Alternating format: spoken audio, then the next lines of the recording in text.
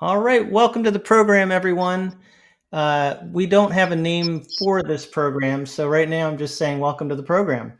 Welcome And to the program. yeah, I'm back with Nicholas, and Nicholas fortunately doesn't sleep because it's actually like 10 o'clock that we're starting his time. But Yep. do you ever sleep actually? I have told my friends this, like my in real life friends know this about me, but like my ex friends, I should say. I run on about 3 hours sleep, and I feel good with Wow. 3 hours. If I get any more, I feel really lethargic. Um, so yeah, I'm up quite Wow. late. Yeah. So are you drinking something with a lot of caffeine in that cup there? No. No, this is actually berry tea. If anything, this should put me to sleep. Well, I think this conversation will keep us perked up because we're going to be Yes. talking about some really interesting things. We're going to talk about Steve Lawson's public statement about his sin of adultery, and we're going to talk about Corey Mahler, which I don't know people coming in how many people know about who that man is, but he's someone that is posting a lot on X, and we'll talk about his appearance on a program called Fighting for the Faith. Yeah. And then we're going to be talking about possibly, if we can get to all this stuff, we're going to be talking about the use of the phrase "Christ is King." So a lot of this is what we would classify as Twitter Drama. X drama, right? Yep. So Yep. all right. Well, it's great to see the people that are here, and we love to see your comments as we go along. To kind of kick us off, I do want to mention a couple things. We next week are planning to talk about this book here, The Sin of Empathy by Joe Rigney. The Sin of Empathy, Compassion and Its Counterfeits. We're just waiting for the book to get to Ireland, I guess. No, Yes. I was gonna say, Tim, I just need to mute 1 second, then I'll be back yeah, in go one ahead. second. Okay. He's leaving me hanging here. All right. So this is what we'll talk about next week. And I'm excited about it. I've actually had the chance to read a little bit of it. And I really think it's going to be helpful discussion because it is a new book by Joe Rigney. And it's also on a topic that is very much relevant to things that people are discussing online about how we should deal with people that have been through all kinds of difficult things, and is it wrong to empathize with people? And a lot of people are taking issue even with the title of this book. So we'll get into all that. Now, are you still muted? No, I'm back. Oh, okay, good. All right. I Yeah. wasn't sure whether to ask you anything yet. I just needed to mute for 1 second because I uh, wanted to open YouTube on my phone, but I realized it was going to create a feedback loop. yes, So right. Yes.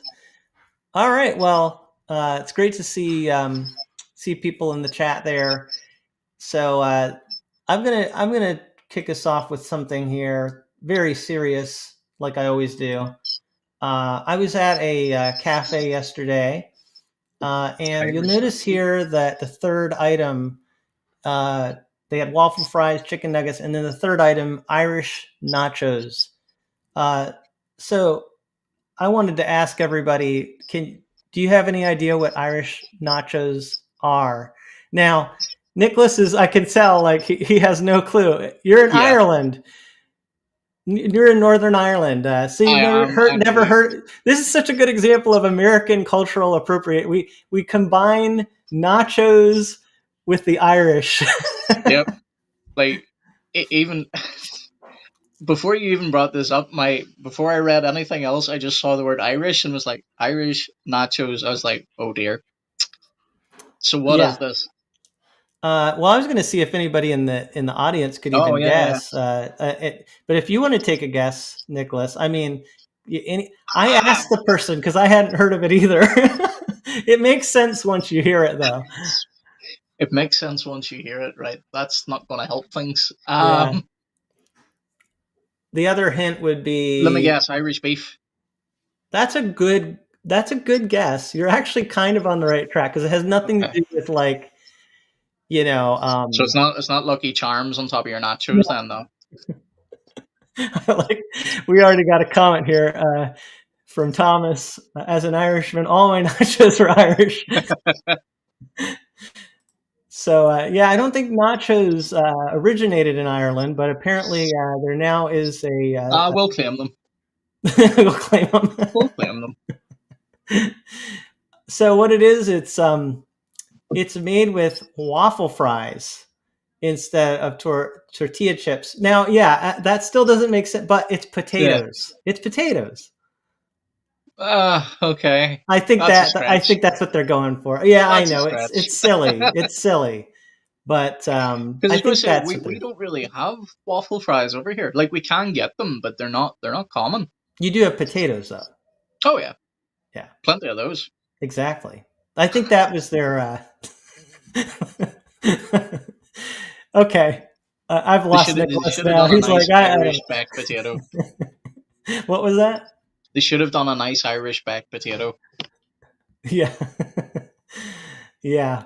But anyway, I didn't actually have them yesterday, but once I heard of the concept, I thought, oh, that does sound good actually. Instead of tortilla chips, they use waffle fries, and that sounds pretty good to me. Did you get Anyway, them? no, because I had already eaten. Ah. This was at the college I teach at. I'm going to do an advertisement. And that's where I saw that they were culturally appropriating both the Central Americans and the Irish all at once. Yep. I Well, love it. for St. Patrick's Day, we'll allow it. Yeah. All right. Well, that was a very serious way to start things off. We are actually going to hit on some very kind of heavy things tonight, I would say, because that's what happens when you're on Twitter X. Yeah. You have all these heavy topics that are always coming up, and sometimes when we're doing this program, we'll talk about these things, but other times we'll talk about, like next week, as I said, we'll talk about the book. So, The book. but Yeah. but we decided, because we didn't both have the book yet, we might as well go ahead and talk about some of these topics. Mm-hmm. I also want to announce the winner for the Oh yeah. NASB 95 large print ultra thin Bible, because I know some people are wondering about that. And the winner of that is Kathy Burt. So congratulations, Kathy. And I will make sure that she's also emailed with the notification that she has won this. So you forgot your wee round of applause sound effect. Oh, thank you. Where is that? All right. There we go. Thank you, guys. Thank you, everybody in the audience. Appreciate that. So also, if you say anything, it's a real, mic drop or anything. Oh, I got that for you too, Nicholas. Yeah, we're moving up in the world in this podcast. Yeah. Oh yeah. Oh, I should use this too before I announce the winner. Right? I got to work on my production skills. I'm not doing very well. We'll get there, folks. We'll get better equipment, everybody. Better sound effects. At least I can potentially do a better job. Well, okay. I got to get this off the screen now. I have to admit, I'm not a good multitasker at all. So the idea of trying to do sound effects while I also just try to think about what I'm saying, very difficult. Hopefully, once I move over to my computer, I might be able to run that side of things. So, oh, that'd be good. That would be good.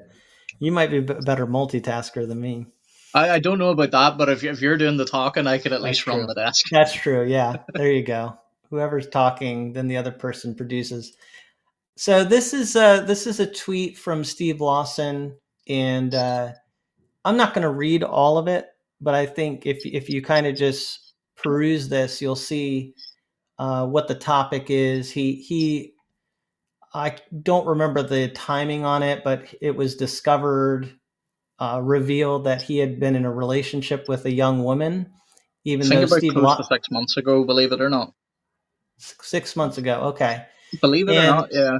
He is what, 70s? Is he in his 70s yet? Oh, that's a good question. I can look that up while Yeah, you're talking. we should really do the. Sorry about that. I'm gonna ask Nicholas to keep looking things up tonight, but Don't I worry. think he's at least 70. I could be wrong, but a lot older than the woman. But the point is that he had an affair, and it was discovered, and then he kind of 73. he's 73, yeah, Yeah. and then he kind of went. mm, I don't know what the word is. He went out of the limelight for a while and nobody heard anything. And then I think this is the first thing that has been heard directly from him is this statement, right? Yeah, they're Protestia, who are on X, by the way. If people want to give them a follow, they normally break news like this stuff. They had provided a few updates from a few other sources, but this is the first thing directly from Steve Lawson. Okay.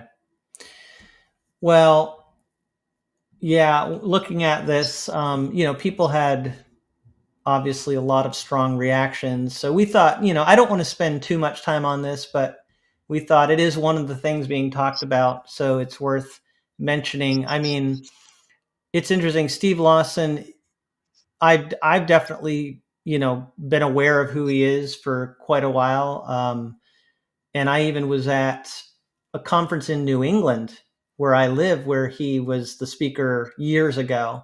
So I'm very aware of who he is. That being said, I never really listened to a lot of his sermons. I never really, for whatever reason, never really gravitated to his preaching ministry. But this obviously kind of rocked that part of the Christian sphere that the circles he runs in. And a lot And outside it. yeah, so what was your reaction to the initial news, and then what was your reaction to him putting out this statement? Yeah. So the initial news, whenever it broke, like as I say, the first source that I seen cited was Protestia. So again, another shout out to them on X. But um, it was shocking, obviously. But at the time, there was very little announced about it. It was just that it was accused of an alleged affair. Mm. Um, no real information came out for like a number of weeks afterwards. And the last thing we then heard at this time period, so for the audience, if they bear in mind that this was at the beginning, that it came out that Steve was also not even an elder at the church that he was attending. So a lot of questions came up, not just about his alleged affair at the time, but a lot of questions came up. Well, how did Steve ever get in this position? Because like he spoke for Ligonier, he spoke Grace to You with John MacArthur, who we spoke about last week. So it rocked people in a lot of ways because I think people started to look at Steve Lawson as perhaps I'll use the language that I read a lot online was a wolf or a snake. Um, so my initial reaction was I just wanted people to calm down first of all until we got an official uh, statement because you never know. Sometimes reports can be made and it turns out there's zero truth to them, or there's at least a smidgen of truth. But it unfortunately did come out then that yeah, it was true. And then the last thing I had heard before this statement we have here was that for a period of time, Steve Lawson was apparently on. Now, I say apparently, so keep that in mind, folks. Was apparently uncooperative with his own elders for a while and refused to acknowledge the sin. But then, as we can see here in this post, X post or tweet, whatever we want to call it these days, um, he seems like he is genuinely under good management now. He says that he's under the authority of two local pastors, I believe. And Yeah, yeah, I think it's for further me, down. Yeah. yeah, for me, it's just it did my heart good to see him not only come out and confess it, but acknowledge the hurt that he has done, not just to his family, which are first and foremost, and his church family, but then those outside of that, like in the X sphere or whatever, people who maybe feel let down by him because he's someone perhaps they looked up to. The same way I said last week, I looked up to R.C. Sproul. He was like a mentor from afar. Mm. I think some people viewed Steve Lawson this way, so Yeah. it's heartbreaking whenever stuff like this emerges. But yeah, I think the main thing is that he's showing that he's contrite. He's asking for forgiveness, Hmm. and part of the drama we'll get into discussing now in a minute. I know we don't want to stay too long on this topic, but we're commanded in scripture that when our brother sins and he asks us to forgive, that we forgive. That doesn't mean we forget what he's done. It doesn't mean we erase the damage that he's done, but Mm. it does mean that we forgive. And part of the controversy about this is a lot of people online feel like he needs to jump through a lot more hoops before they feel able to forgive him. So Well, speaking of that, um, and before I show this, I want to put a lot of caveats on it. This is a screenshot. For some reason, it was not shared directly. It was a screenshot, and there's almost a part of me that worries to show this because I just don't know the validity of it. But it is something I saw, so we can look at it.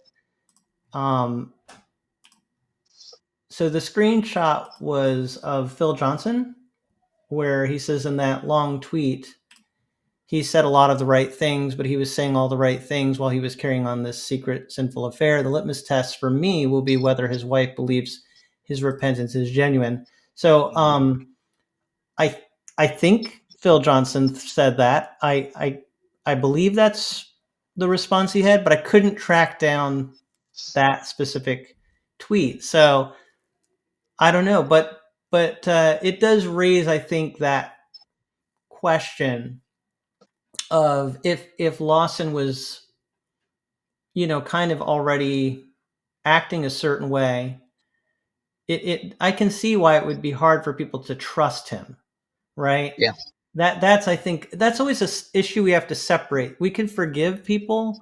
hmm I think that's different than trust, though, right? Do you oh, think that absolutely, there's a yeah, and I think that's why these discussions get to be very difficult because yeah, when we say we forgive, it almost sounds like we're saying we need to trust this person because you trusted enough to say I forgive you. It's like you're trusting their confession.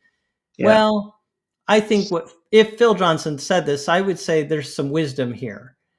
Yes, it's a long tweet where he says a lot of the right things, but if he was saying a lot of right things while carrying on the affair, I don't think he's saying don't forgive him, but I think he is saying take this cautiously, right? yeah. And I kind of see where that Yeah. viewpoint is coming from. Just him there, Kobe. If you want to pull up his message there, he says he found the tweet and that it is accurate. I was looking there, but Kobe beat me to it. Oh, wonderful! Thank you. Yeah, again, that's referring to Phil Johnson's tweet, correct? Yeah, yeah, Good. Okay.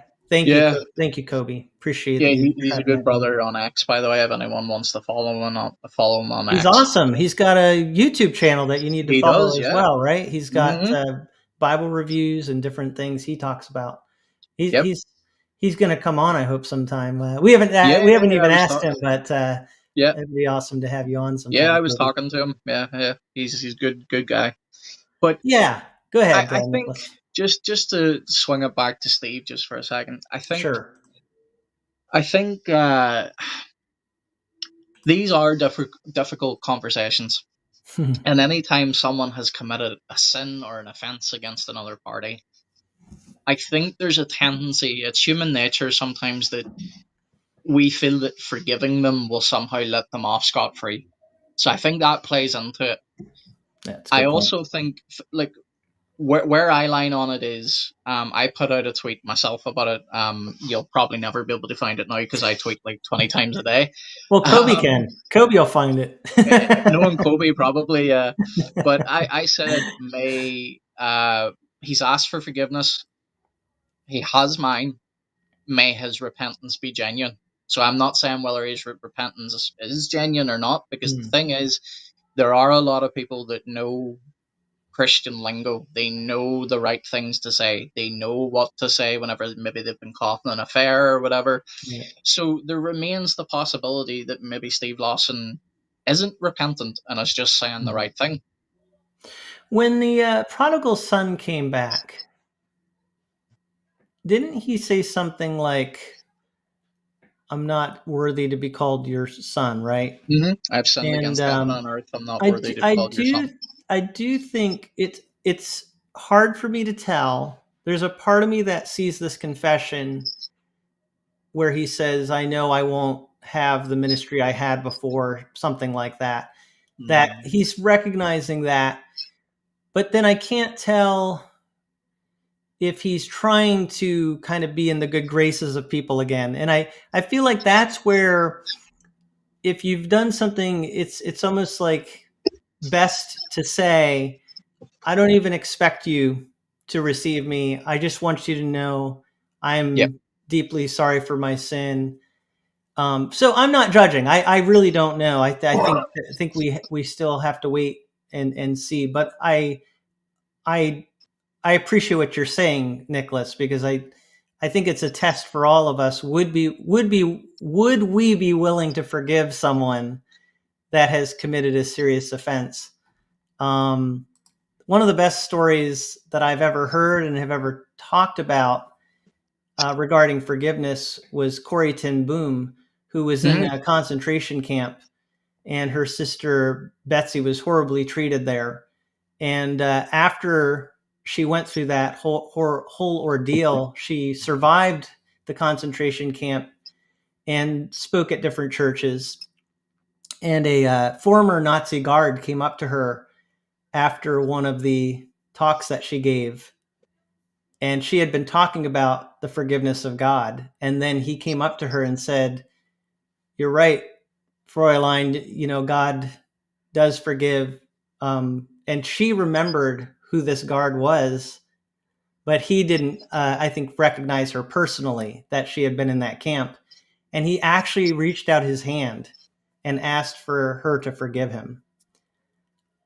And she had a hard time at first, but she eventually said, "Lord, the one thing I can do is I can put my hand out. I can't make myself forgive, but I can put my hand out to him." And she did. And the moment she shook his hand, God granted her incredible grace to actually say to him, "I forgive you.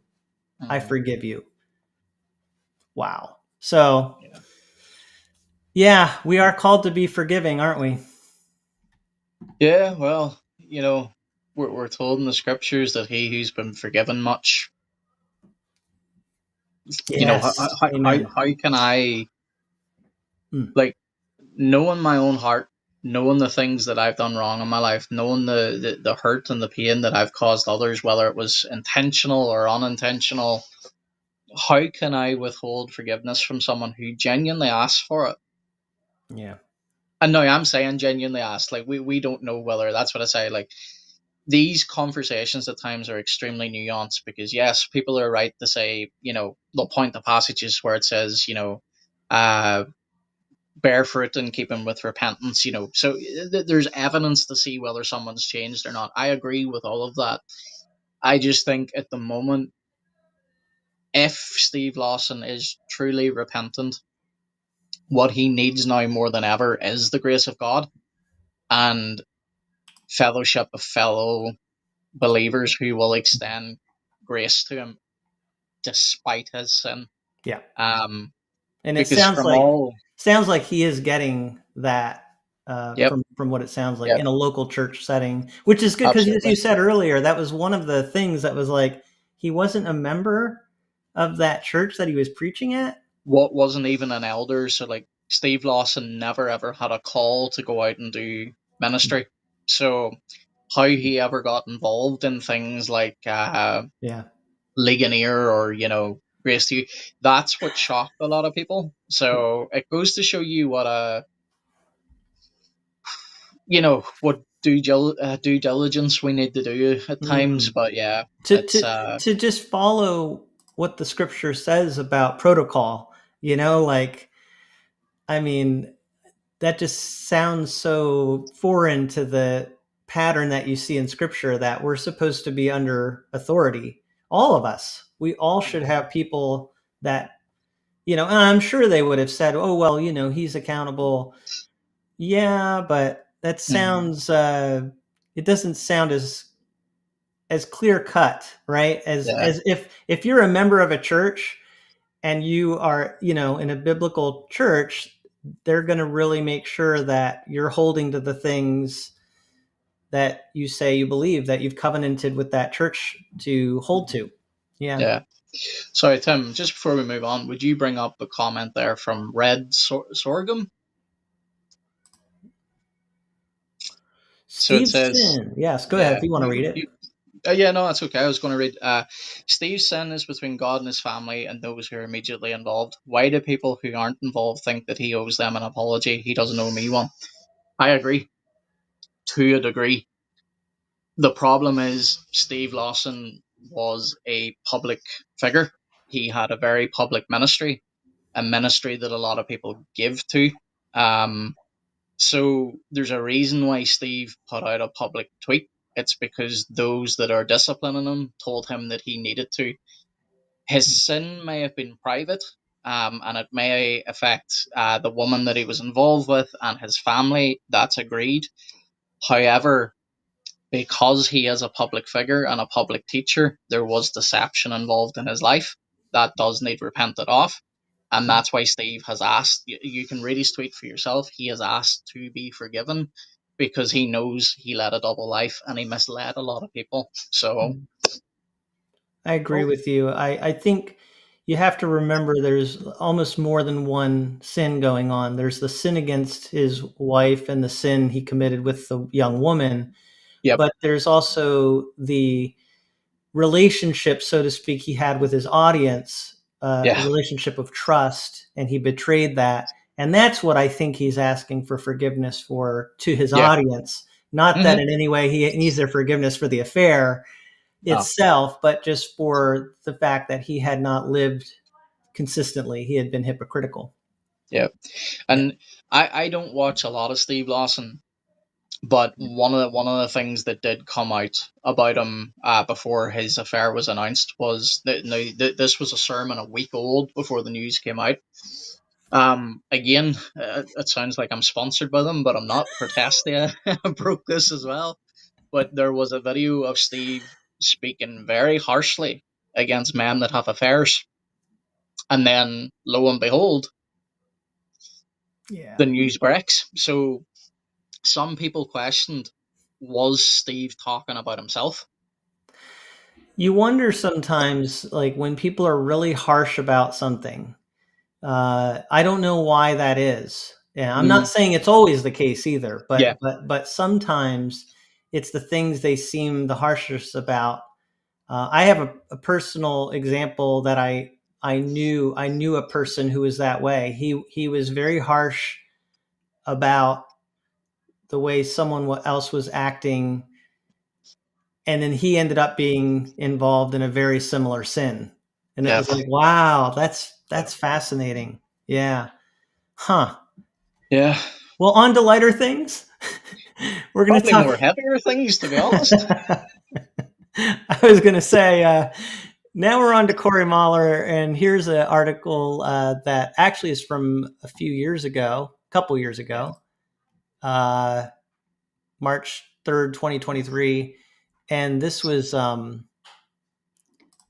from Rolling Stone, Yep, and it says he believes Hitler went to heaven and wants to take over the Lutheran Church. Um, and it says that Corey Mahler, white nationalist who has sought to transform the Lutheran Church into a bastion for young fascists, was removed from church grounds.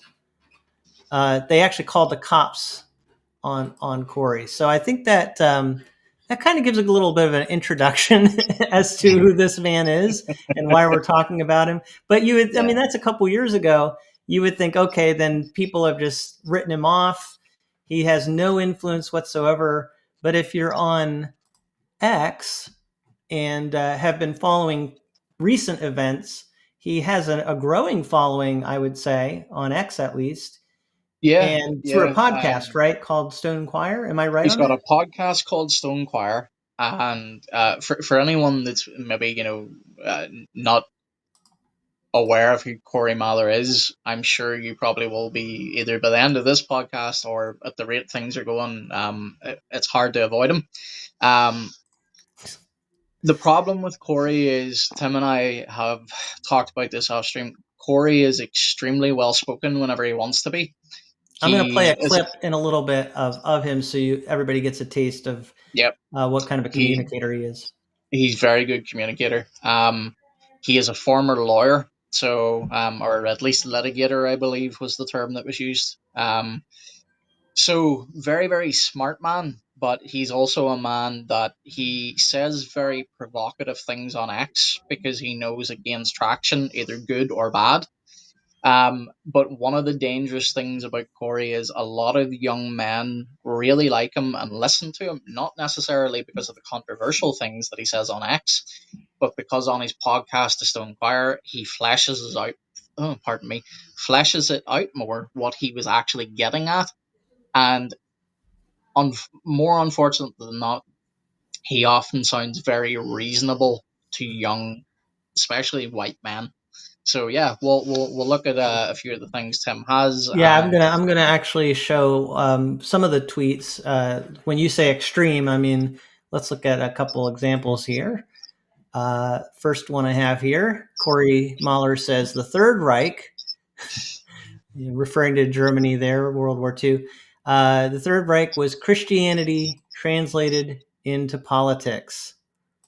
and now So Tim, just before you move on, like just to point out, that tweet was shown 207.1k times, and it has hmm, 2.4k likes, and what's that, 381 retweets. this is 3 days ago as we're recording this. So probably more now. And well, no, this is the current numbers, but it was only Oh tweeted 3 days ago, and it yeah. already has these Sorry, numbers. I thought this was still a screenshot. Yeah, this is right on X currently. Yeah, Mhm. yeah, and yeah, so it kind of shows you how much engagement he's getting, um, and it's interesting on one level, it's troubling on another level. I mean, this is pretty extreme. When you say extreme, he's literally saying there, the Third Reich was Christianity Mhm. translated into politics. This is going to tie into the clip I show too. Keep it in mind because he sounds really good when he talks, but Yeah, he just played his hand here. Unless he's lying, he's saying he thinks the Third Reich was Christianity. and you That's see, important to keep in mind. it is, but you see, here's the really devious thing about him is I guarantee you that tweet has been explained on the Stonewire podcast, Yeah, and it won't sound anywhere near as bad. It'll still sound bad. Don't get me wrong, but it right, won't right. sound anywhere near as bad. There'll be a lot of caveats. There'll be a lot of Yes, reasoning it out because yeah, he's a true. very very good communicator, and But I that's think where what would be an interesting question is if we were able to take these men like Hitler and put them here today, would Mahler say, yes, we should be right behind them? And I get the sense that he is saying that. Am I wrong? I don't I think mean, so. if he said that Hitler would be in heaven, right? Yeah, yeah. Yeah, yeah. Yeah, So and I I forget who he contrasted him with, who he said he wouldn't be, oh but that yeah, was a fair Bonhoeffer Bonhoeffer. Yeah, that was it. Yeah, would be condemned and Hitler would be in heaven. Didn't he say that? yeah. Yeah. So yeah, I think I don't know. Do you think we need to have him on? Well, according to Corey's own tweet about what he was doing about his interviews, I don't know if we'd have the numbers he's looking for, but Probably not. yeah, Yeah. Corey is he's dangerous, and part of the reason why he is dangerous is it is very hard to argue against some of the things he says. Now, not stuff like this, but he. I wouldn't even the reason I asked that is because I think you're right. I would actually be very hesitant to try to argue with him Oh because yeah. he is masterful at controlling the narrative. And that's What how it goes in the the only podcast. thing I'd want to do is just ask him to say those things, but he's already said them. I think that would be almost pointless. He's already said Hitler's going to heaven, so I think we know the answer to this. We That do, but I yeah, also get the feeling that he would just sit in silence and say, "I'm not playing your game," because he's very good at making it look like he you're the almost one. baits Yeah, you into getting annoyed at him, and then that makes you. And that's part of what we're going to discuss as well. But yeah. Yeah, so let me yeah, show you the other one that I wanted. This is another tweet of his that he just put out. Uh, I guess 4 days ago. I mean, so this stuff is coming. Did you see this one? I This did. is Yep. about R.C. Sproul Jr., who said, "My kin are not those who can trace their lineage back to the British Isles. My kin are those who have been bought by the blood of the Lamb." Uh, and then he has a picture of him, and these are, I think, his adopted boys. They I are. don't know Yeah. a lot of, but then Corey Mahler retweets this and says, "Hey, look, a demon." Yep. You know, and I think he's referring to R.C. Sproul Jr. when he says that, probably.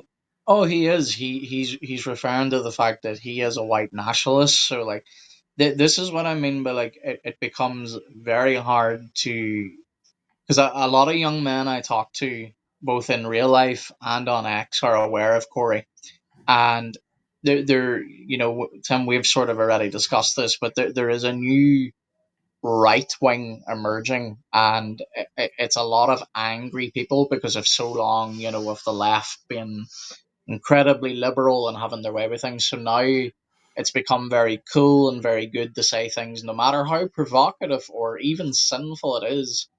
It's good to say it because, well, now we have the freedom to say it. So Corey's very outspoken about the fact that he does not think that one should marry outside one's own Mm. uh, ethnic group. So Corey, and I've heard him say this, and he also said it on Fighting for the Faith, which we're going to talk about in a bit. Mm-hmm. Yep. Um, but he would say that R.C. Sproul Jr. has dishonored his parents All right. by adopting those children. Or if you were to marry, for example, me as a white man was to marry a black wife, and we had children, he would say, I have dishonored my parents, I have dishonored my lineage, and I have corrupted my gene pool. So, it unfortunately appeals to a lot of people. Mm. Um, Not so much that everyone that it does appeal to is racist per se, but I think a lot of people are at the stage where no, I would rather marry within my ethnic group. I would like to preserve my white race, all those sorts of things. So it's a dangerous ideology because if you were to be logically consistent with it, you can't end up not sinning with it. But people always try and stop short and say, "Oh well, I'm not going as far as Corey's going. I Yeah. just think what he says has a modicum of truth." Yeah. What I want to put a pin in for me is next week when we talk about the sin of empathy. I think it brings up a parallel point with what Rigney talks about. I can't wait for you to read the book, by the way, Nicholas. So again, let me just pull this up as an advertisement. We're going to talk about this next week, and I feel like with with Corey Mahler, it's almost like you could put the sin of hatred, for example, because hatred has its good uses, right? We should actually hate certain things, but Oh if you yeah, can have untethered empathy, you can have untethered hatred. So we'll talk about that more next week. I'm not going to even flesh that out here, but that's something that's come to my mind. yep, Like um, he's actually tying into an impulse that humans have, and he's magnifying it in ways that are distorted. And I think that's what yes. empathy can do, right? I mean, Mhm. having concern for other people is a good thing, but it can be distorted, magnified in ways that are not actually righteous. Yep. So I think let me play a little bit of his conversation with Chris Rosebrough. Rosebrough. Rosebrough? Is that Roseborough. Rosebrough? Sorry, I'm not really familiar with Chris's name. I've just kind of learned about him more recently with all of this. I have seen Chris's videos a little bit before. Hmm. So maybe let's give some context. Fighting for the Faith, Chris Rosebrough is, he So does all kinds of videos about, different groups that are not yeah, really being biblical. Is that the idea? yeah. So Chris is a pastor in the Lutheran Church.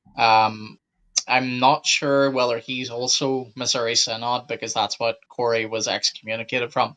He Mm. might be from a different branch, but he's a Lutheran pastor. He hosts Fighting for the Faith, and he has different shows on Fighting for the Faith. But yeah, Chris's main goal is to. He normally goes after the new the NAR, the New Apostolic Reformation guys and women. He normally goes after them. He'll play their videos and he'll compare it to scripture. And he normally does good work.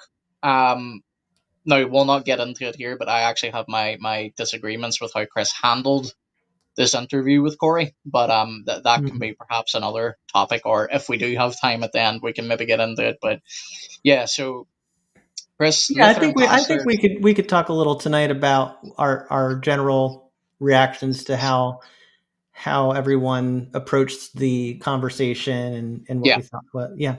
yeah, but he's just to clarify, he's a Lutheran pastor, Mm. hosts Fighting for the Faith, and he's also a very good photographer.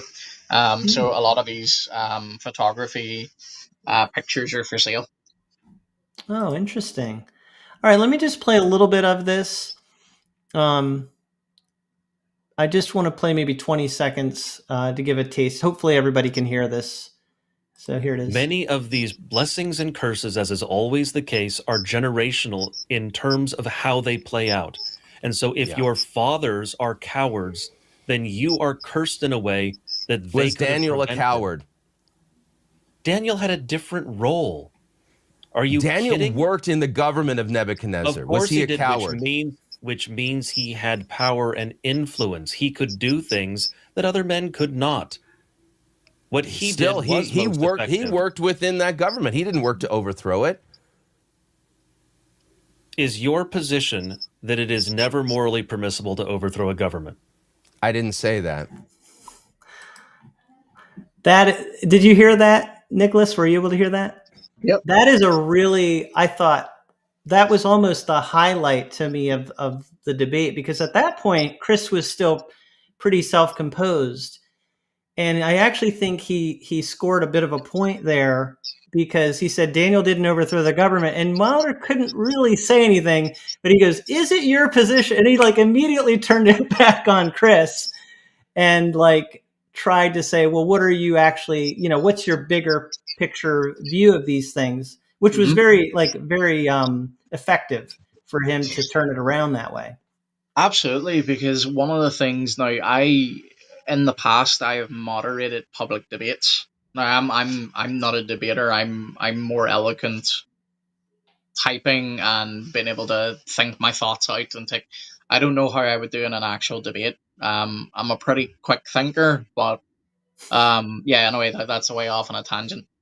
But one of the debate tactics that people can use is questions, and that's why in structured debates there is a time set aside for questions because you can very easily get away from a point just by simply asking a question. That's what he did here. Yeah. Corey is very, very smart, and what I would say to the audience is if they're only seeing this for the first time and they do go over to Chris's channel Fighting for the Faith and they watch it, they will see how composed Corey is throughout the entire interview. He doesn't get annoyed. He doesn't really raise his voice.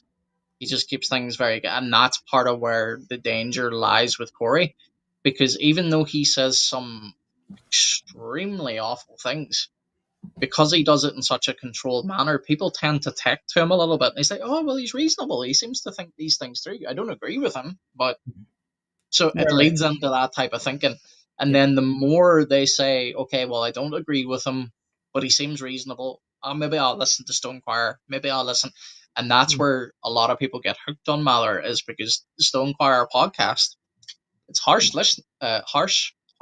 listening, but they articulate things very well and they reason things out. Guarantee you probably won't agree with them, but yeah. Yeah, now this clip that I just played, I almost want to play it again because I felt like, you can listen to it again, just this little clip. I felt like this was the one time that I remember where Corey sounded a little annoyed, but you have to really be listening for it. So I'll play it again just so everybody can kind of hear it again. Many of these blessings and curses, as is always the case, are generational in terms of how they play out. And so if Yeah. your fathers are cowards, then you are cursed in a way that they Was could have Daniel a prevented. coward? Daniel had a different role. So that right there, Daniel had a different, he was, for him, that was about as, unhitched as he ever got. You can hear a little bit of almost He would start, I exacerbation. felt like Chris was getting through just a little bit there. Like that was piercing a little of the armor. Yeah. But I mean, that's why I said his mastery of immediately saying, is it your position? Like, okay, let's just turn the tables. I'm not the one being questioned. I'm the prosecutor. You're the one being questioned. Well, that's what I was going to say. You can hear, and I hope the audience can hear it. You can hear the lawyer in Mahler. He's trained. He knows what he's doing. Yeah. He knows how to compose himself. You have to, in a courtroom, you have to remain composed. You very rarely, if anyone's ever been in a court situation, I can't think of any time where I've ever seen, a lawyer or a solicitor get annoyed. Even if they are annoyed, they compose themselves. They know they answer to a judge. So Mahler is very well composed in that As realm. long as he can be in that lawyer role. The one thing that seemed to annoy him there is he actually was almost on the stand for a second. Yeah. Which was very different than how the overall tone of the conversation ended up being. Like, I felt like in general, he was able to maintain more of this offensive posture, especially if anything got to be contentious. He was really good at asking these questions that really put Chris on the defense. At least as I recall, that seemed to be how it was. Yeah, no, I'd say that's accurate. And just in case, again, anyone hasn't seen this yet, Chris, the guy in the top screen, that's not Corey, by the way. Corey's in the bottom. Yes. Chris's intent was not to debate Corey here, by the way. He wanted to interview him. Now, I have my qualms with how Chris did that, and we'll get to that in a bit. But yeah, we should go ahead and talk about that. But go ahead and finish your thought. Yeah, no worries. Well, that pretty much was the end of my thoughts. So okay. All right, sorry about that. I think that just so everybody is aware, if you do watch this, I think you're getting the point. Like, we're saying Mahler is a very skilled conversational director, if you want to put it that, like, he can direct a conversation. He's a skilled debater, if you want to put it that way. He's someone who's, with his legal experience, obviously really great at directing, steering things, and but so what Chris was attempting to do, I think, was not like an official debate, but he thought, I think he thought, I can really show how Corey is really off. Like, he's really just out there. It seems easy, like when you read those tweets, but then when you actually talk to him, he's very good at defending the craziness. Yeah. And that's part of the danger. Now, I've never had any direct run-in with Corey, but I have had a couple of run-ins with like some of his followers on X, and boy, are they rabid. But the part that bothers me more is some of the young men that I talk to on a regular basis on X. They don't agree with everything Mahler says, nor do they support him. However, they do like some of the things he says. And I know that might shock some of the audience because they're thinking, oh goodness, from what I've read so far, this guy doesn't say anything good. The problem is Corey does say an awful lot of good things. His Twitter, unfortunately, is designed though but to be provocative. It's designed almost as like he knows what'll go viral. Like there's very few of his tweets that I haven't seen, reach however many hundreds of thousands or retweets or whatever. But so the important thing I think people would note here, and we'll move, if you're all right with Tim, we'll move slightly, and now the where I thought Chris could have handled this better was it was Rolling Stone put that article about 2023, and that was round about the time that Corey was starting to be more vocal on X. Mm. He was called to repentance numerous times by the Lutheran Church. He refused. Now here's where Chris comes into it. So there's history between these two, just for the audience. Okay. Chris, from that time point of when Corey was being more vocal on X and he was being called to repentance by his church, that's where Chris turned his attention to him. And Chris was going after him. They were having back and forths online. It got extremely heated, and I think either one or the other blocked each other, whatever way around it was. However, for a long period of time, Chris stayed talking about Corey because he felt he was dangerous and he needed to expose him, all these things.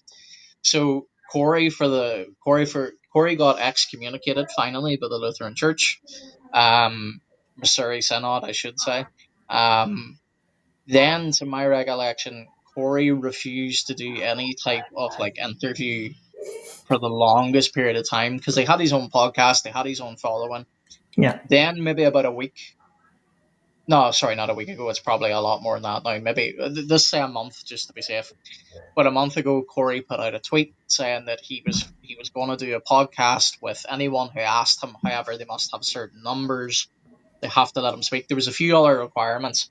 So Chris, who has been after him for a long, long time and who's wanted to dialogue with him, was like, perfect, would you come on fighting for the faith? Now, bear in mind, these two had already been tooth and nail, daggers, everything. So everybody thought it wouldn't happen because people thought either A, Corey wouldn't go on, or B, for those that do like Corey, they were thinking, oh no, don't go on Chris's show, this is what he does, he tries to expose people, blah, blah, blah. So my biggest issue with how Chris handled this is Chris knew once Corey agreed to come on, and Corey did agree, Chris had plenty of time, in my opinion, to just interview him and let his words speak for themselves. Let Corey's own words hang him. Right. But unfortunately, what Chris, for whatever reason, and Tim and I have talked about this off camera, so Tim, you can give us your view afterwards because you had a little bit of pushback to what I said. My biggest qualm with how Chris handled it was he should have just interviewed Corey and let his words speak for themselves. However, Chris recorded the interview, left it completely unedited, like he said. However, on the day he said he was releasing the interview, because most people were getting ready to tune in, he instead released a live stream of him and another Lutheran pastor and Chris's son. And they spent about 2 hours going through the interview, stopping and pausing, adding in their 2 cents. Right. That, in my opinion, if you're going to do that, save that to the actual raw interview is aired. So the raw interview between him and Corey didn't air until after they had already done their live stream. Now, what this did on X, it split it into 3 camps. There was those that are pro Chris, those that are pro Corey. So they each had their own view. Chris was right to do that, and the others were like, no, Corey's interview should have came first. Then there was people like me in the middle who were like, I'm not a Corey Mahler fan, but I do think Chris handled that wrong. You should never interview someone and then put out almost like a 2-hour episode before the interview's even aired, because he left himself open into criticisms of poisoning the well, or just tiring people out before they even got to the debate. Because to be honest, by the time the interview actually aired, I was kind of turned off because I had already listened to about 2 hours of Chris and his friends go through it. So that was my biggest criticism with it. But yeah, Tim, you had a little bit of pushback. Well, I want to say I think that Chris at the beginning of the video itself, where he showed the conversation unedited, I think he said something like, if you look at this as a debate, then I did lose. I think he said that. So He did. if he said that, that shows why he felt the need to put so much on the front end. I don't think I ever defended him doing that. Mm, Right. no. I think he should have put the conversation out there and let people, because I think, even though, that's the interesting thing about a lot of us, and I think this is what you're saying, giving your audience credit. Like, we Yeah. can see if someone loses, that doesn't mean they were wrong. I think there have been times when I've won an argument and I was actually wrong, and Yeah. times where I lost an argument and I was actually right. So Mhm. I think people can, Yeah. can see that for themselves. I do want to compliment Chris. I think the fact that he was willing to put that effort into having a conversation, and I think he was prepared on one level. He had slides ready, and you can see him showing scripture here. But on the other hand, when I think about him, and actually we had a comment from Dean at Underdog Theology. Good to see you there, Dean. He I said, was "Hey just about to fellas, hi say, yeah. Tim. Glad you guys are talking about this. Not sure the wisdom." I think he's saying not sure the wisdom of debating like Mahler, because he If we says were it to was a bring him loon. on. Yeah, and I agree. I think you should kind of have this mindset that you're dealing with someone and something that is, there's a lot of aspects to this that make it very challenging. If someone, for example, is considered the worst and you bring them on, they're only going to make themselves look better Yep. than what everybody expected. If they expected Mhm. this to be the worst thing in the world, how can they help but not? Either he has nothing to lose, is what I'm saying. Mahler has absolutely nothing to lose, because everybody in this group already hates me. So all I can do is make myself look better than they think I am. Yep. So that was one dynamic going on there. That doesn't mean I think it was bad for him to interview Mahler. I just think that there's a lot you have to be aware of. And the big one to me is that Mahler is going to be able to control the narrative, and he has a silver tongue, is the way I put it when we were talking. I mean, this guy, how else would you get a following? But this is a lesson that I wish people, it's so frustrating, but I know it's just humans. We are so drawn to error by things that are superficial. So, for example, is someone right because they can compose themselves and be very calm? That doesn't make them right. On the other hand, I think the reason we feel that way as humans is because the person who's in control projects this attitude of, I don't have any insecurity in my position. I'm secure, I'm grounded, and we're Mm. drawn to that. So it's actually taking good leadership things and using them for bad purposes. And Yep. I really believe we should expect that of Yeah. people that are leading in the wrong direction. There's a reason they're called wolves in sheep's clothing, is one of the analogies. And there's a reason that the Bible talks about Satan disguising himself as an angel of light. Yeah. And we know when Satan speaks, he does say things that are true. Like when he tempted Jesus, he didn't just say, "Hey, I'm going to lie to Jesus." He would use things even from the Bible to try to say, "This is what you ought to do, Jesus." And Jesus wouldn't buy it, because he Mhm. knew that that was a subversive use of scripture. Yeah. Like one of the, I forget now what exactly this quote is, but I remember the gist of it. But the greatest lies have more truth in them, so that you will not notice the grain of the lie, because that little grain of the lie eventually takes root, and it Mm. grows and it grows and it grows. but you initially bought it because there was enough truth attached to it. And this is the thing. Like, we kind of had on this a little bit earlier, but you're now seeing a lot of people.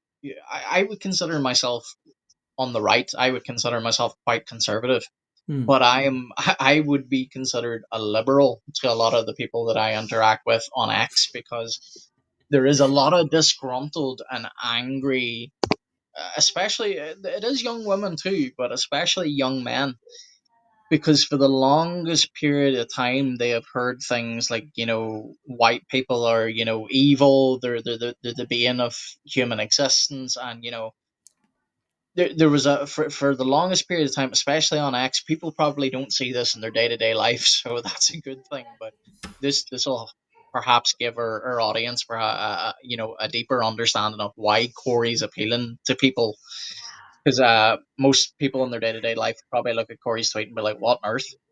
But anyway, you hear a lot of, white people are evil, and we'll not even get into this topic right now, but then we have the whole thing of, we've got foreign immigrants coming over. They're not only taking jobs, but like there are a lot of increased stabbings and, all sorts of violence. And, we don't need to get into that right now, because it's a completely different topic. But you've got a lot of people that I would say are rightfully angry, and that's understandable. So for the longest period of time, especially under the Biden administration and, the UK here, we've got Keir Starmer. A lot of her speech was policed. Yes.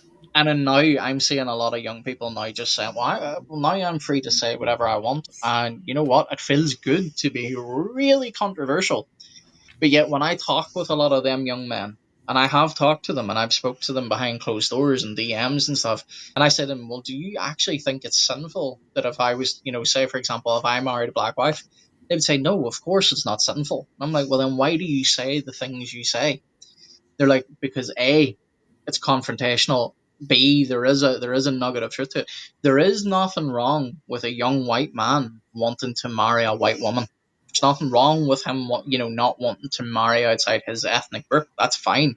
But it's when you go beyond that, which is what a lot of these young men unfortunately are doing. They're not just leaving at I would rather marry a white woman and preserve my white lineage or my white heritage. They're not just leaving at that. They're doing what Mahler's doing, where they took a picture that R.C. Sproul Jr. put up, and simply because he has 2 black adopted children, and I correct me if I'm wrong, I think his wife's Hispanic or something, that somehow makes him a demon and a traitor to his people because he's married outside his race. Like that's where it's insidious, because there's a grain of truth in it. The grain of truth is there is nothing wrong with you wanting to marry within your ethnic group. Where it becomes wrong is when you now start going around and saying, oh, see, you're diluting your gene pool. You're a traitor to your fathers. You're a demon because you've adopted a kid. It's evil. It's wicked. And the problem is, so many young people that I do speak to have adopted a lot of Corey's viewpoints. And my worry is now, again, let me add a caveat. They haven't adopted the really bad ones, otherwise I wouldn't still be in contact with them. But my worry with a lot of those young men is, and I'm glad that I can be someone in their life that they trust to talk to, because my worry is, if you've swallowed this amount of Mahler, if that was left unchecked, how much longer is it until you would adopt his entire worldview? That's the danger with someone like Mahler. When I was in high school, we had in a sociology class, we had to watch a video about these students. It may have been based on a true story, but it was these students who were kind of coaxed into joining a movement on campus. And they were all getting really excited. And they said, we're going to be meeting at the gym to see who the leader of this ideology is. And when they got there, they showed a video of Hitler, and they had been duped into following Hitler. Now, the irony of that is in that context, they actually didn't even realize they were following Hitler. But in this context with Mahler, he's openly stating this is Hitler we're willing to follow. But, Yep. but it's still the same dynamic of they didn't realize what they were getting into. They got coaxed into it little by little. And I think you really, as a human being, you really need to, we kind of, it may be a pride thing. I'm not sure exactly how to describe it, but it's like we think we're immune to being deceived. We think we're immune to someone pulling the rug over our eyes and not catching, like, hopefully deep down people realize we're all susceptible to being deceived. This whole thing about going down the rabbit hole, I've seen it happen. Like, and one of the things I always do is, like, I try to be like, you can be duped into thinking, like, it literally toys with your brain where you start to question everything. And that's brainwashing. That's really what it is. It's a form of brainwashing. And the truth is, that's kind of how we're made as humans. And the answer to this, my pleading with young people and anyone really, is immerse yourself in the Word of God. Immerse yourself in the Scripture. If you're going to be brainwashed, because that's ultimately, we're going to be influenced by something. Let the Word of God really wash over your entire way of thinking, and seek the Lord sincerely before you listen to anything. Because the interesting thing is, when I read the Bible, I read the Bible, and then I go and I engage with things around me, and it becomes a lot clearer whether someone is saying something that's really godly and really what God is saying in His Word. And a lot of the bottom line is, a lot of this Mahler stuff is straight against the spirit of the New Testament. It just is. If you read the New Testament, you don't walk away with this hatred of other ethnicities. Ironically, it was the first century Jews who were the most prone to being ethnically guarded and nationalistic and wanting to conquer their enemies. And Jesus was like, hold on. Hold on there. You've got to have the right heart before God before you can even worry about all of this other stuff. Yeah. Well, it's by Peter's mouth that the Gentiles were brought into the church. Yet Paul actually had to rebuke Peter for how hypocritical he was being by now withdrawing back, because when more Jews arrived, Peter didn't want to be seen eating with the Gentiles anymore, and Paul's like, "What are you doing?" And that's the thing. Like, this is what I've said to a lot of these young men. Stay connected to your local church, because I notice that an awful lot of people that follow Mahler, at least, sorry, let me rephrase this. A lot of the ones that I've interacted with that follow Mahler, they all turn out to be people that don't have a home church. Because whenever I ask them, where's your church? And I'm not asking them to dox themselves. I'm not asking, give me the exact location, but like, are you involved in a local church? The answer, at least 7 out of 10 times, is no, I don't have a home church. That's why I listen to Corey. And that's the danger. You're not in a good church. You're not grounded. You don't have good shepherds around you. So you hear someone like Corey. And Tim, I said this to you off the phone. When I was younger and new to the faith, Mark Driscoll appealed to me so much, because Driscoll was, it wasn't even about the fact, that he had reformed theology or anything like that, because like Driscoll doesn't even really mention it. In fact, I think he even says now he never believed in reformed theology, which is weird because he's preaching to go down that route. But anyway, that's neither here nor there. He appealed to me because, and many other young men as well, like I know my brothers that say the same thing, but he appealed because he was saying hard things that needed to be said. And yes, he was saying it while he was being a jerk. He was yelling. He swore from time to time.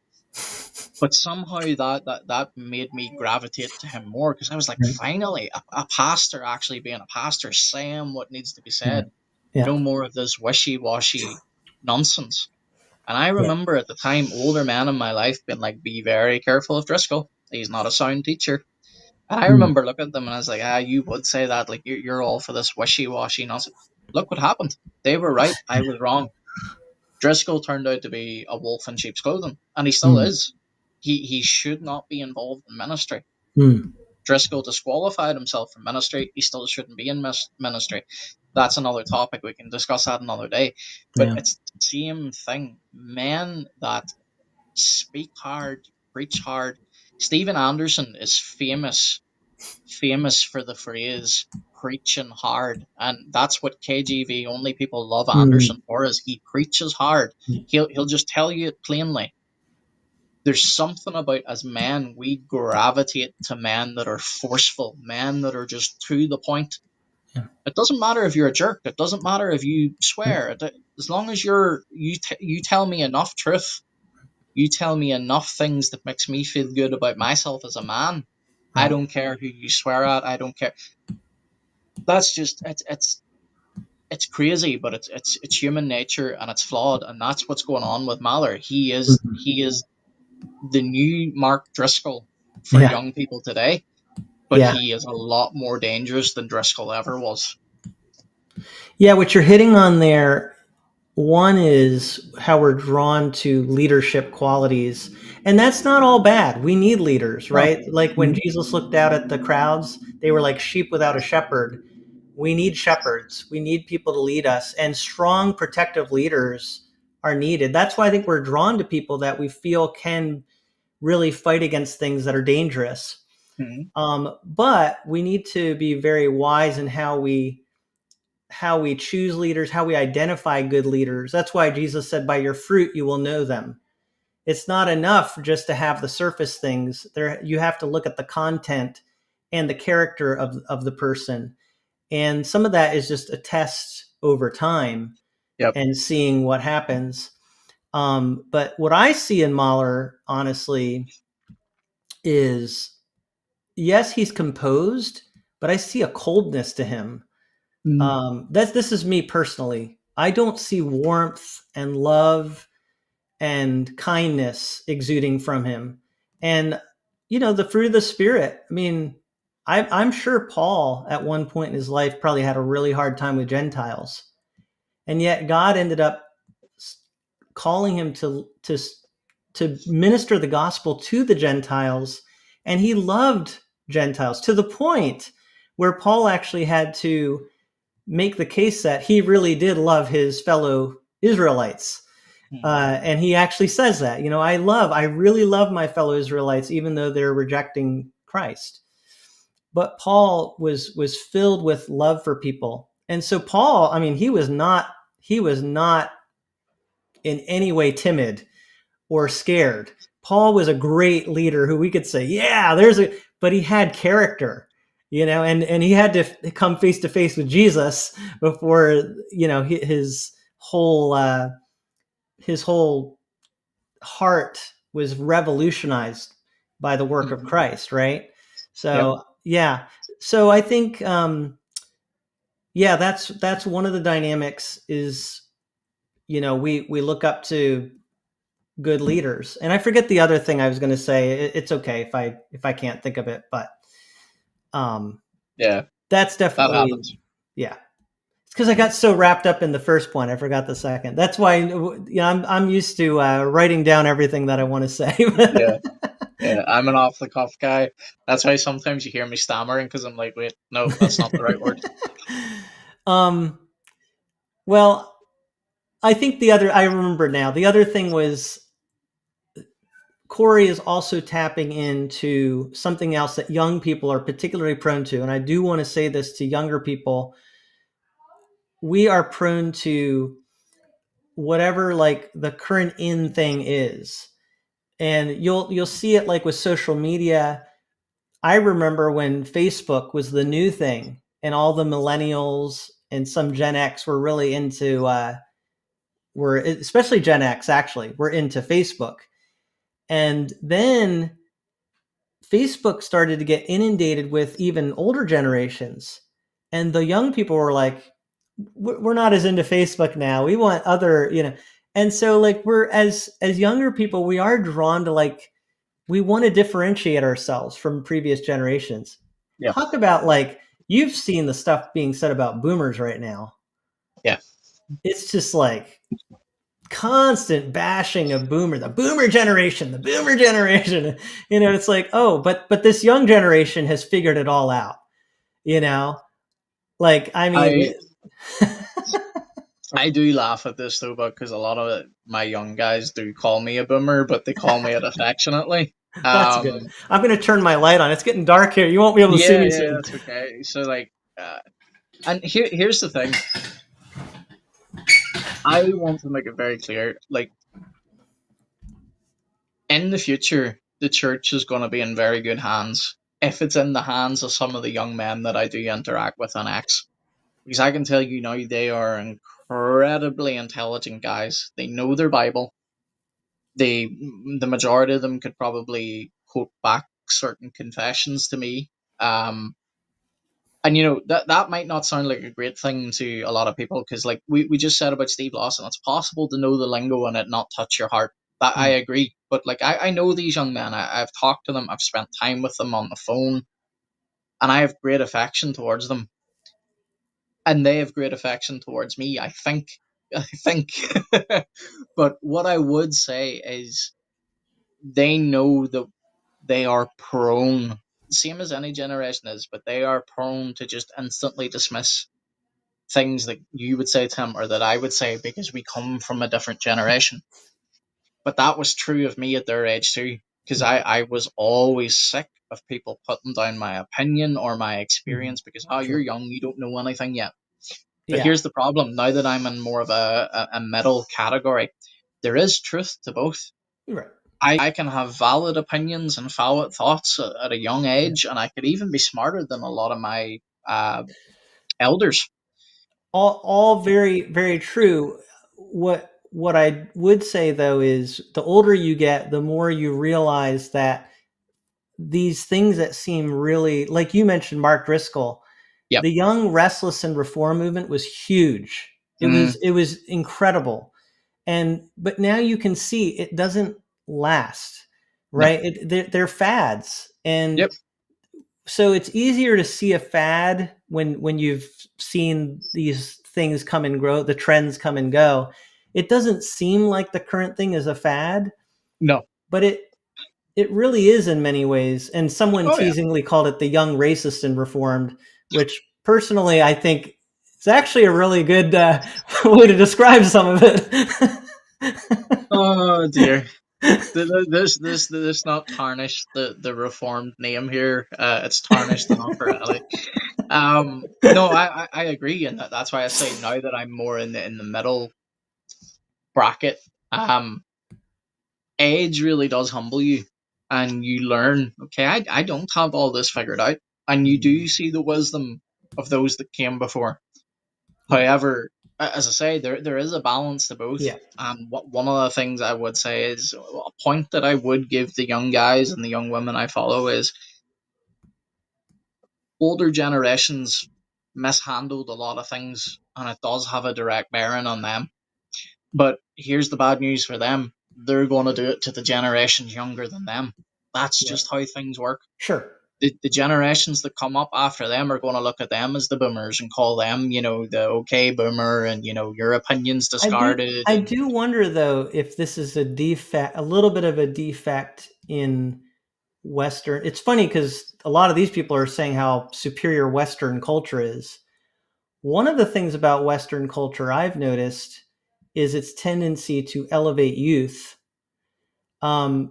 Actually, in some of the Eastern cultures, they do a better job of respecting elders.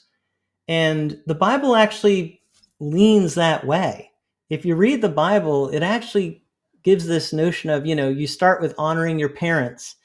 And this idea of honoring people that are older than you, it's not just your parents. It's even like the gray-haired man, You're to stand up in his presence. Yeah. Yeah. Mm-hmm. So That's interesting. You know, that's kind of a point maybe we need to do some self-examining just in general in our Western context. I'm not only talking about these specific, but I hear what you're saying. You know, we all want to be heard. We all want to be acknowledged. And that's again where we have to be very careful because, you know, why do people get into like groups like, I don't know, you can think of some even like clear cults in the past and even present. Hmm.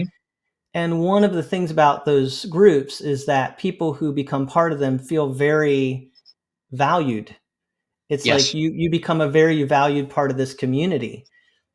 And so that is appealing to us as humans. But again, the key is to look for the right leaders. And so, are there pastors out there who would completely oppose Mahler, but still want to listen to a young person? Absolutely. Yep. I spent a lot of years doing youth ministry, and to this day, I love younger generations. I really Yeah. do. I love their perspective. Gen X and not Gen X, Gen Z. I got to get my letters right. Gen Z and now Gen Alpha, I think, is the youngest one. It is. Yeah. I I, was going to say, I'm brother, I don't even keep track of them. I'm I'm really I love them. I think that there's a lot that to like about. I actually like their traditional orientation that they have. I think it's good. Sometimes they're going a little too traditional in terms of some of these things we're even talking about Yeah. today. Like really wanting to go back to like a time when it was considered acceptable to just say really harsh things about other ethnicities. Yeah. But, you know, we have talked about this, and we'll get into this. And folks, sorry, I've got closer to the camera, but just leaning forward a little. Um, we'll talk about this whenever we get on to talking about Eastern Orthodoxy and Roman Catholicism. But like, Hmm. people are so burned out on modernity. There's just nothing there. Yeah, So going true. back to the old ways, going Right. back to traditions where values mattered, family mattered, Yeah. having a good, Yeah. honest, hard work, Right. decently paying job Yeah. mattered. Yeah. Yeah. People, the young crew are I, clocking onto I that, and think they're they're going, they're also "This is sick what of matters." plural. They're sick of pluralism Yep, as well. They like yep, it's been kind of shoved down everybody's throat, and we've seen the deficiency of it. That yep. when you get all these different groups together and they're all clamoring for the most attention and the most empathy to preview for next week. Yeah, people get tired of it because it creates a disintegrated culture, and I think that makes sense that there's this push for something that's going to finally bring cohesion and Yep. stability. And I get that. I mean, again, but that's where it's like, okay, Germany in World War II wanted that, Yeah. but they didn't go about it in the way that was truly honoring to God. Despite what Corey Mahler says, he, Hmm. you know, it's just not true. Um, they were not a godly group, the Nazis, and what they were doing was not following what God tells us in His Word. They weren't they really weren't centered on the gospel at all. Well, I Um, think I think a lot of people in that camp even know that. Like, yeah, Hitler, for a lot of people in that camp, has been, I almost want to say, a mascot, not because they actually believe yeah. that Hitler was a good guy, but it's just like because Hitler was painted as like the ultimate evil, and now people are looking into it and going, okay, right, well, things Well, might again, not be the way we were. that would be a little bit more palatable if Mahler would say that. But what's fascinating is that Mahler can come out and say, no, Hitler was the Christian, and Yeah, that these guys.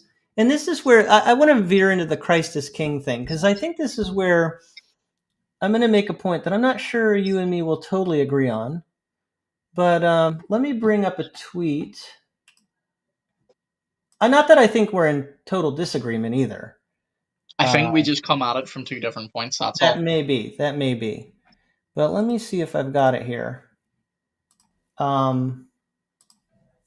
why Christ is king is the woke right equivalent of black. Now, this is a very loaded tweet. This is going to trigger a lot of people. Why Christ is king is the woke right equivalent of Black Lives Matter. Understanding how ideological movements manipulate language is crucial to resisting their influence.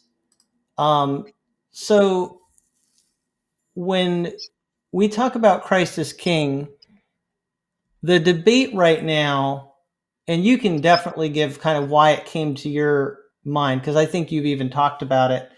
The debate is over whether it's really acceptable to be saying this, on online, on, like just putting that out there, Christ is king. And clearly this person is equating that phrase with something like Black Lives Matter. It's like a litmus test. And I have seen it used that way. I don't know if you have, where it's like you literally have to say that exact phrase. You can't say Jesus is King of Kings, Lord of Lords. No. Let me hear you say Christ is King, because they want it. They know it is identified with kind of a certain movement. Do you feel that is ever true, or do you have a totally different opinion?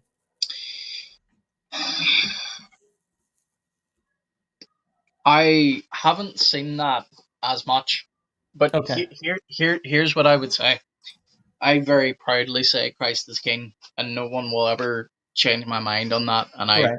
genuinely mean that.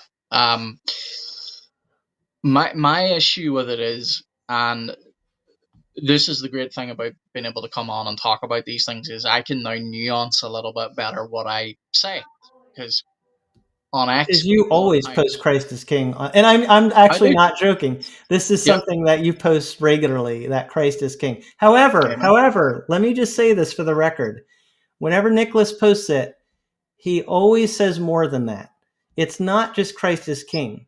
It's always Christ is King, and then you give the scripture passage from Psalm 2, and you're just reminding people of what the scripture actually says. Right. Yeah, Go ahead. it's my daily post. I post it every day, and it's normally my pinned tweet. I just change the day of the week.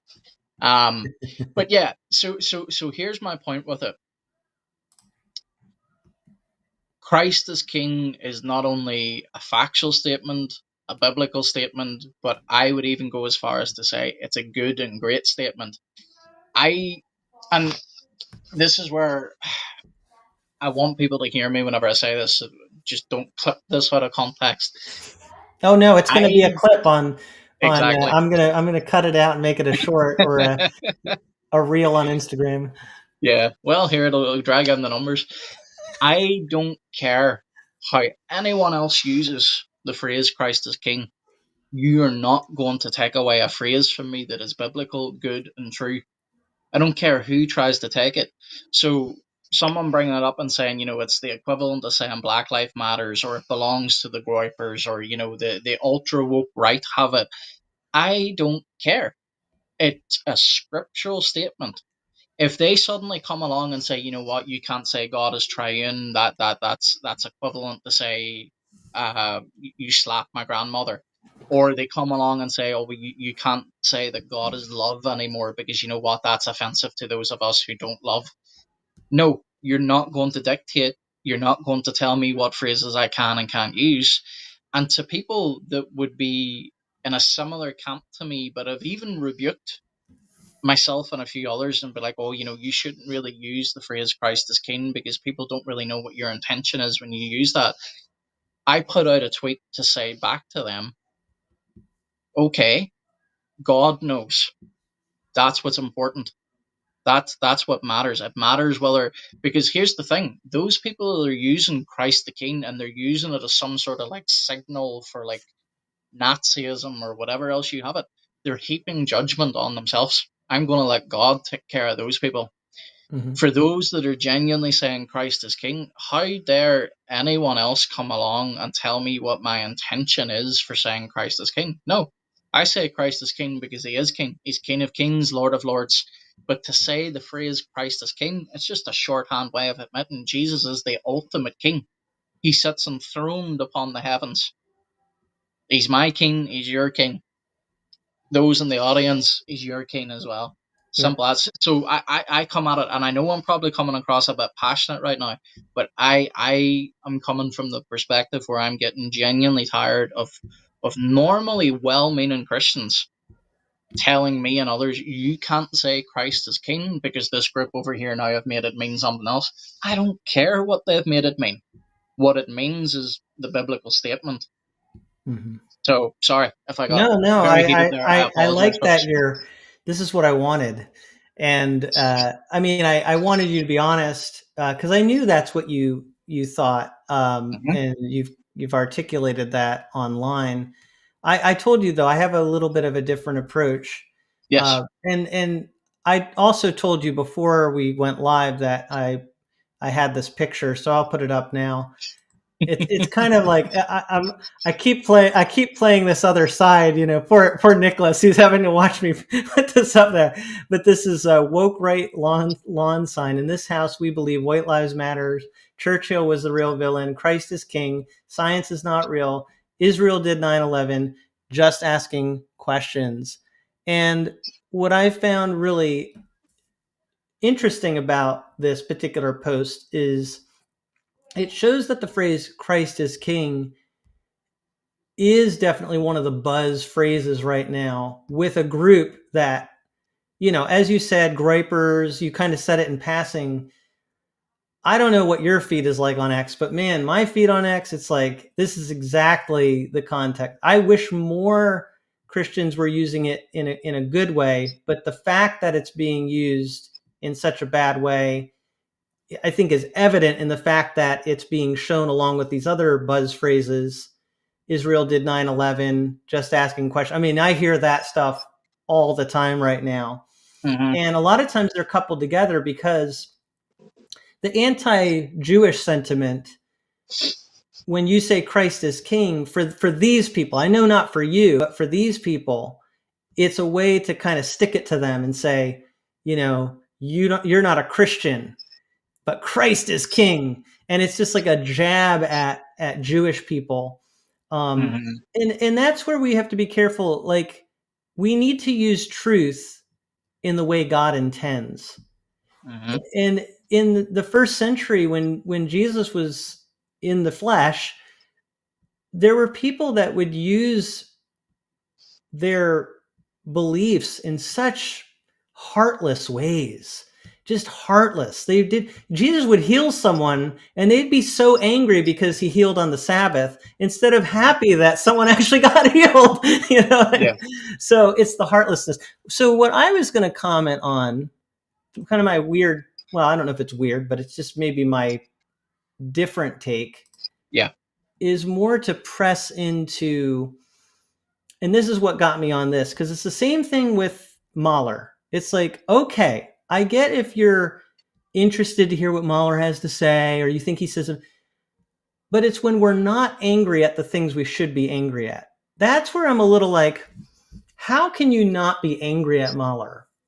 Mm-hmm. And if you see someone using Christ as king in a way that is hateful, shouldn't that make us angry?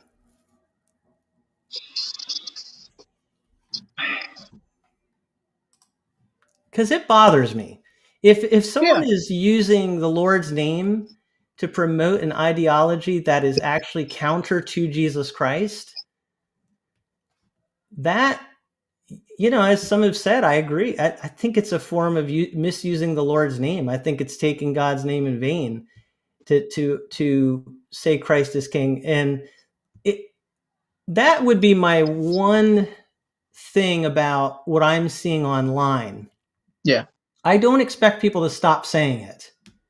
Mm. But I wish that when we see it being misused, we could kind of do the both and thing and say, Mm-hmm. look, I'm going to keep using it if I think it's biblical, but I hate seeing you use it for your nefarious purposes. It makes me angry. I guess that's my big question with all of this stuff is like, is anybody on the right? I get it. They're worried about the left and they hate the left. Is anybody angry at the right that is in more of that sphere? Like, I get it. They're always saying you shouldn't punch right. It's like, at what point do you finally say, yeah, I actually do have to punch right? Well, I would push back a little bit and say it probably depends on your circles, because I have a lot of good brothers on X and sisters that follow me who are of my persuasion, who do look at that stuff and go, yeah, that's nonsense. Like, that's not what we affirm. However, what I think, and Tim, do you mind bringing that Which image one? back up, the one we're in this house? Yes. So I'm not going to go through all of these. I'll come to this image now in a moment, but I think, going back to what you said there a moment ago, can we not do the both and thing?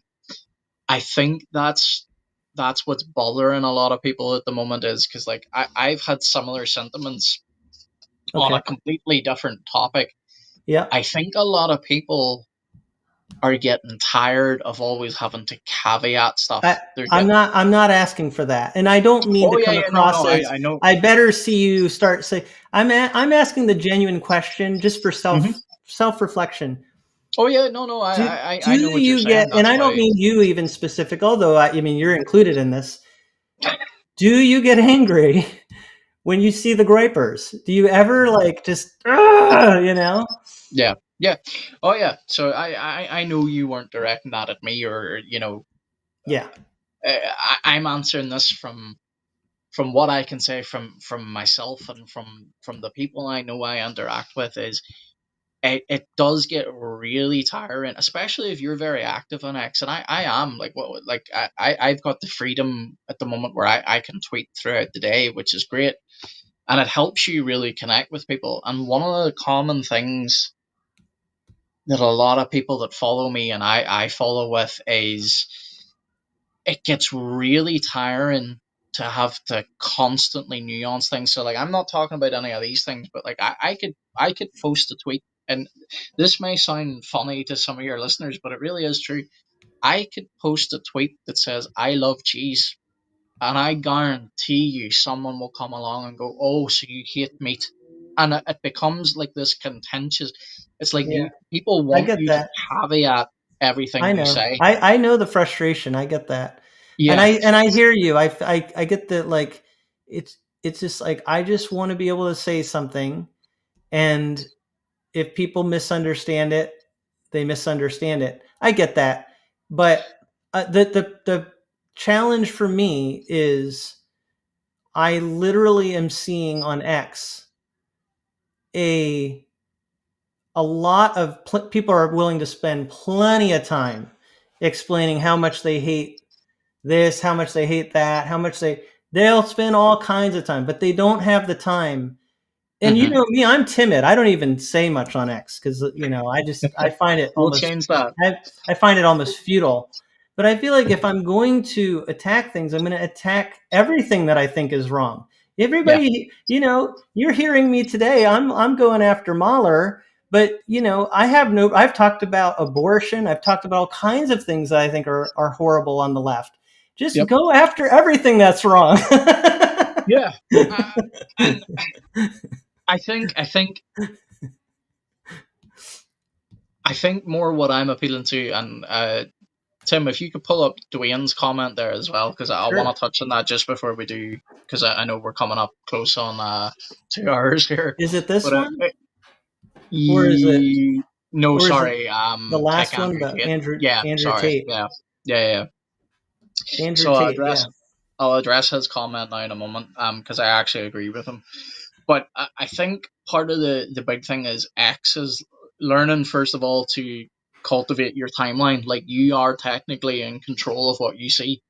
Mute and block True, liberally. true. Interact with people that hold the same values as you. So I'm only But using I can these. also look at a tweet, like, because I do get a lot of variety. Yes. And I'm just the kind of person, I like to really know what's happening. Hmm. And what I'm seeing are all of the trends and kind of the move toward like how people are reacting. I get it. There's balance. Like on the Yeah. whole, like there's plenty of mud being slung in both directions. I'm only saying for the people who are defending especially, and I don't even mean the Christ is King, but like the Mahler stuff. It's like Yeah. this. I just it feels to me like they're not as bothered by things that Mahler says about Hitler and the Third Reich as they are about, because you'll hear even people say, well, do you think this is better? Even Tucker Carlson is starting to toy with this, right? See, that's what I say, because like this is not my viewpoint. I'm answering to you what I know from a lot of these young people. Yeah, It's born from a sense of frustration. I get that. Yeah. Doesn't make it right, but it's born from a sense of frustration, in the sense that uh for so long they've been told they can't say XYZ. They're bad for being white. They're bad for questioning things in history. Like, was Churchill actually a hero, or was he a villain? Well, the same way with everyone else. it's it's a gray area, and I know a lot of people won't like me saying that, but it is a gray area, because depending on what way you approach the history, you could come to the opinion that Churchill was a villain, or you could come to the approach that he was a hero, or you could take the middle approach. And people hate the middle approach because they somehow think it makes them a fence sitter. It's not true. Right. You can be a fence sitter on But certain topics. the true middle approach will call a spade. Will Exactly. right? And I think that's where someone like Tucker, I feel like it's these trends, and the trendy thing right now is to keep asking questions about the things that, and it's like, okay, but when you start to slip out, like, oh, well, maybe I don't know if he outright said it, but I got the impression he was kind of even saying, well, maybe it would have been better, if the war had ended the other way. And it's like, what I would say to that is it's not middle of the road. What I would say to that is, that's very easy to say, having not had that reality. Who knows what that reality would have looked like? Probably not very pleasant. We have the comfort of being able to say that because we look at certain things that we may be disgruntled with or unhappy with, and we'll say things like, "Oh, maybe it would have been better if the war had went the other way." That's stupidity. I'm sorry I'm glad this is very cathartic for me, and I thank you, Nicholas, that we can have the, because there's another thing that I've been bottled up. I totally get how human nature works, and we're always trying to fix problems, and we feel things very keenly about our own lives. Mm-hmm. But the scripture does tell us to be thankful, doesn't it? Like, doesn't it say in everything give thanks? And it's like, I feel like we're living in a time where it feels like everybody is ungrateful. No matter what side of the fence they're on anything, it's like, this world is so bad and everything's so bad. And it's like, I am so blessed. I get to go to church every week. Nobody storms my church. Now I know people are going to say, yeah, but you just wait. You just wait. And it's like, calm down. God is on the throne, right? And I just feel like we should be giving thanks and trusting God more. All right, I've preached my sermon. Tim, careful! You're spending too much time around me. You're starting to sound very post-mill there. Yeah, that's true. God is on the throne. Hey, no, but I just mean pre-millennial people believe it too. Yeah, but look, I just want to address Dwayne's comment, and then I'm sure we can wrap this up, because the audience is still steady, thankfully. So thank you for watching and interacting with us. But I don't want to make this too long for you guys either. But yeah, Dwayne's comment about take Andrew Tate, for example, the dude is toxic, yet it took ages for Christians online to realize this. And Dwayne, I don't know if you remember me. We sort of interacted a couple of times. Once on Tim, I think it was your live stream for your 20,000 subscribers. Mm-hmm. But anyways, I've interacted with Dwayne before, but I've gone by various different handles, so maybe he doesn't recognize me simply because of the handle. But I would just say here, in my circles, no one ever liked Tate. So I can't give any feedback to what it was like for, some Christians were maybe Yeah. welcoming of him or whatever, but anybody that I know who's ever heard a thing Tate has said is like, this man's a I wicked. think that's more of a generic on the right. What we're dealing with here are intersections of different subgroups. Yeah. So what you're talking about and what we've been talking about more tonight are the right within more reformed circles. But then you have also just the general right. What's so fascinating with the new right is how they're like Tate, for example. Isn't Tate Muslim? He converted, yeah, but So how so how so there's genuine like an that is. anti-Jewish on the left. I've known for a long time that there are people on the left that really dislike Israel and Jewish people.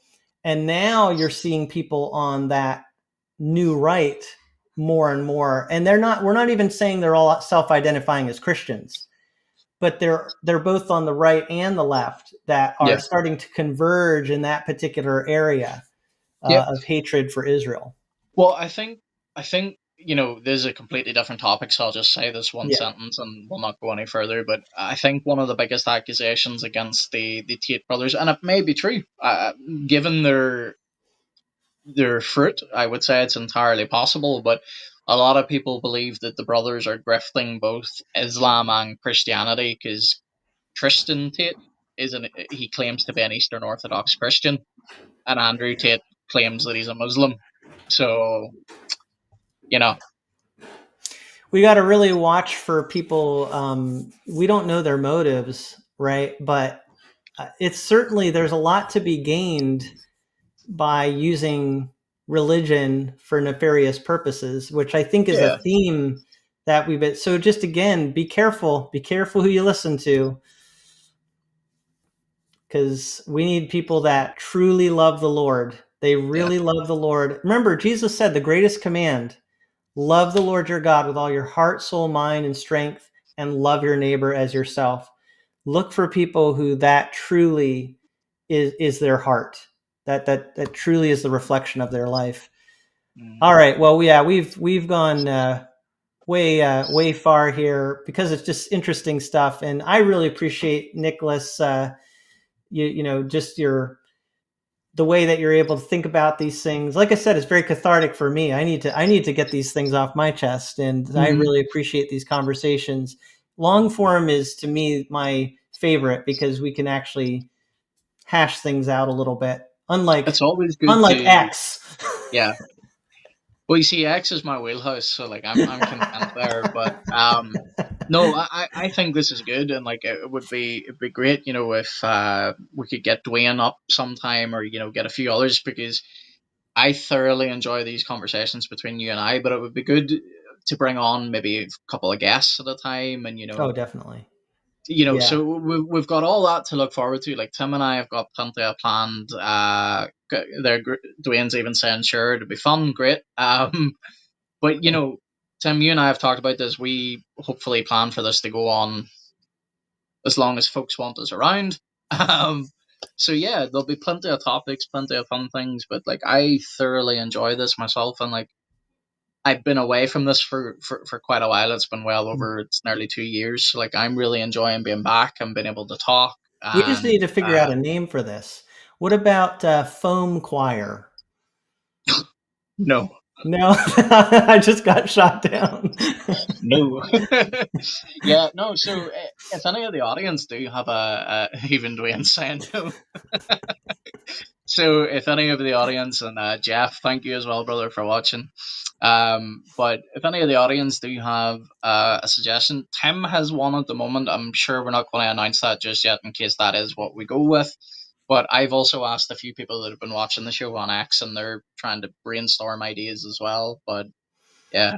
Well, the problem is, like, we don't want to box ourselves in with a name.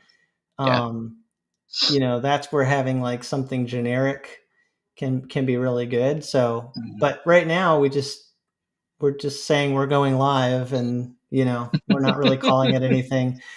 And we'll see, because I feel like with the way the culture is going, who knows what we'll be talking about in the next few months. I mean, it's just, it's crazy. But anyway, next week, we do plan to talk about the sin of empathy. So thank you everybody for sticking with us all this time. We've had a great, actually, we're at the highest number we've been in at on, I'm looking at the stats back here. We keep Praise getting Lord. higher as the night goes. If we keep going, Nicholas, we're going to have like a ton of people watching if we just go for another hour. But we really need to stop now, everyone. Hey, if you want to, I could do Yeah, I know. You only do 3 hours of sleep, but I need my 8 hours. This is great. All right, so next week we'll talk about this book, The Sin of Empathy, and anything else that kind of comes up too that people bring up during the conversation, or that we find between now and then that we have a burning desire to talk about. Now, a reminder, just for myself and also for the audience, we're back to our usual time next week, aren't we? Yes, and Yeah. it doesn't seem like the audience has any idea when to come, because they all started coming really late tonight, even though we started late. I think it just depends. No matter when we start this, we're drawing people from all over the planet, and so we can't. Yeah, but the start time that we have had generally has been 4 p.m. Eastern time in the U.S. and Nicholas's time is changing soon, I think. We already had our at the time end of the change. month, I'll be Yeah. an hour ahead. Yeah.